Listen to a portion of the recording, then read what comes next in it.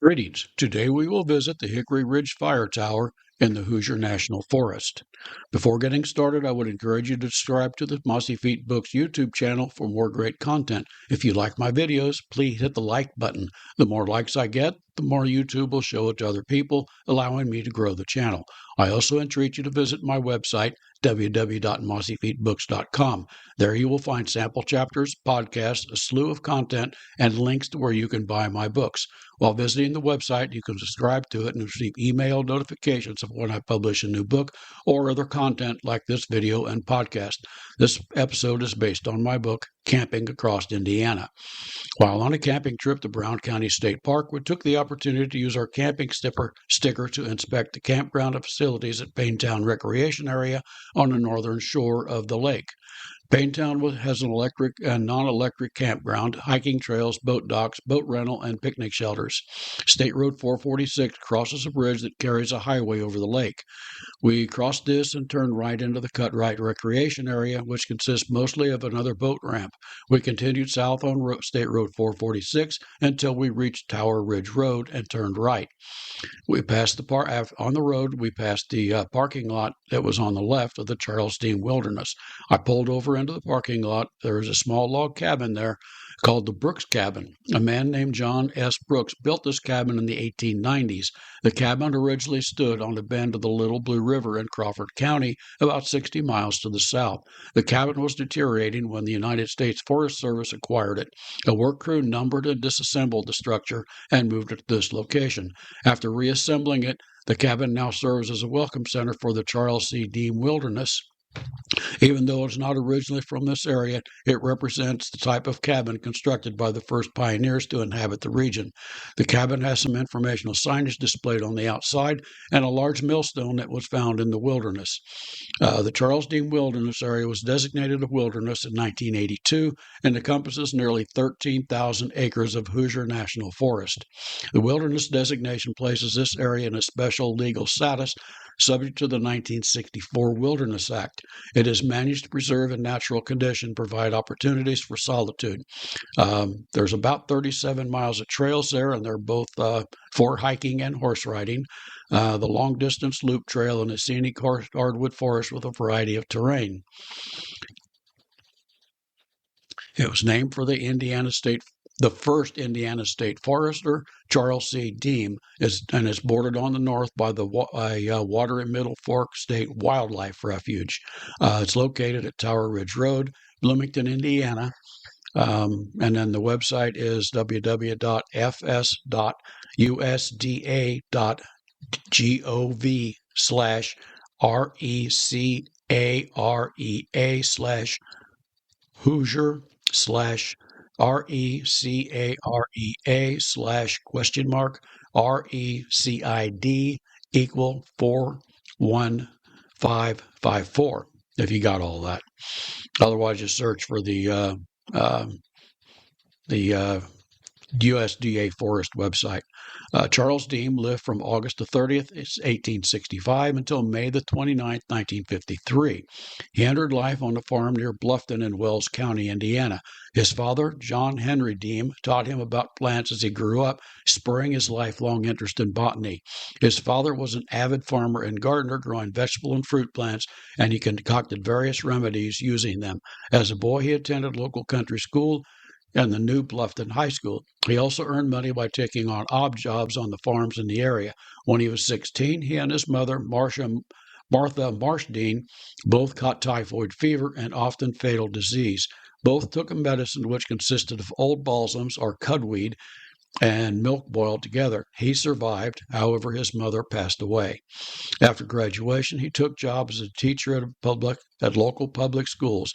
He attended DePaul University in 1885, but had to leave after his second year because he could not afford the tuition. After selling his books, he returned home to work odd jobs for a time. He got a job as a clerk in a pharmacy, first in Marion and later in Kokomo. In 1888, he acquired his own pharmacy in Bluffton. As a pharmacist, he worked on 110 hours a week, leading to exhaustion and stress. After overhearing of snap at a customer, a visiting perfume salesman recommended he see a doctor. The doctor recommended long walks in the forest to relieve the stress. On these walks, Dean studied the plants and collected specimens. His interest in plants and botany grew on these walks. In 1893, he and Stella Mullen married. The couple shared similar interests. She sometimes accompanied him on his walks, helping him collect plants. In 1896, he met a new zoologist named Bruce Williamson. He and Stella met with him periodically to discuss botany and have Williamson help him identify plants. Williamson taught him the scientific method of studying identifying plants. After he and Stella made a particularly interesting discovery, Williamson just loaned him his copy of Gray's Manual of Botany. He and Stella used the book to identify a particularly unusual plant called Verbascum blattaria. It's also the common name is mothmullen. Williamson introduced Dean to the new Indiana Academy of Sciences, an organization that held meetings of educated people in the state where they discussed the latest scientific findings and share knowledge. Dean submitted an article to their journal Proceedings, as well as submitting an annual report called, quote, Plants Rare or New in Indiana, unquote. In 1909, the state of Indiana asked him to become Indiana's first state forester. The state had created Clark State Forest in 1903 and needed someone to supervise it. If he took the job, he would have to live part-time at the facility and manage it. The rest of the time, he would have to live in Indianapolis. Dean was reluctant to take the job as his pharmacy in Bluffton was still thriving, and he felt he was needed there. He eventually took it because he felt the job would give him a platform to voice his opinions on botany and forestry in the state. As a forester, the state would fund his travels around the state. He would also have an identification badge that he could use to visit private properties that would otherwise be off limits. By 1900, only about 7% of Indiana's once vast forest remained. Clark State Forest was an attempt by the state to restore some of that vast lost treasure. Dean would play an important part in that effort. During his two stints as state forester in 1909 through 1913 and 1917 through 1928, he performed many experimental tasks, many at Clark State Forest. These experiments mostly involved reforestation. His finding dispelled many erroneous beliefs and led to the successful reforestation of much of Indiana's forests. He initiated many educational programs that helped determine what trees would best suit Indiana's are named in his honor. He received honorary degrees from a number of state colleges and received the Mary Soper Pope Memorial Award in 1947. His books are still used as reference books. After his death, he was interred with his wife Stella at 6 Mile Cemetery in Bluffton in Wells County, Indiana. An historical marker at Triangle Park, intersection of Wayne and Market near the Wabash River Road and Washington, Bluffton, Indiana, honors his legacy. About 5 miles east of the highway, we reached the Hickory Ridge Fire Tower. Built in 1936 by the Civilian Conservation Corps workers, it was built in 1936 by Civilian Conservation Corps workers. The 110-foot tower rests at an elevation of 895 feet above sea level. Located on Tower Ridge Road near the trailhead for Sycamore Ridge Trail, Hickory Ridge Fire Tower provides a commanding view of the surrounding Hoosier National Forest. The tower is a few miles southeast of Bloomington and southwest of Nashville. Tower men or women staffed the fire towers during the periods of high fire danger. Tower men were subject to lightning strikes during the thunderstorms and high winds which could topple the tower. One tower man at Hickory Ridge recounts that during one storm, he grew afraid of the winds and attempted to descend the tower. The winds threatened him to blow off the steps, so he just wrapped his arms and legs around the stairway and held on until the storm died down.